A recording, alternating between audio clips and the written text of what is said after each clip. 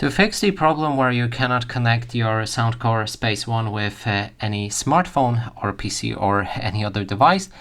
first you will need to power on your headset by clicking on the power button right here.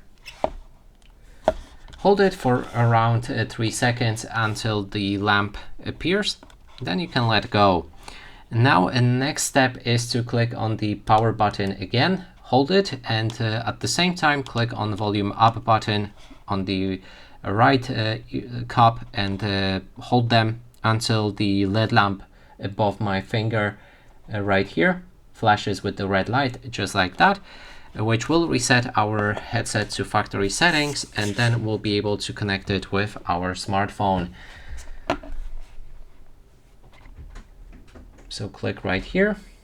go for pair new device, and then you can connect your Space One without any issue.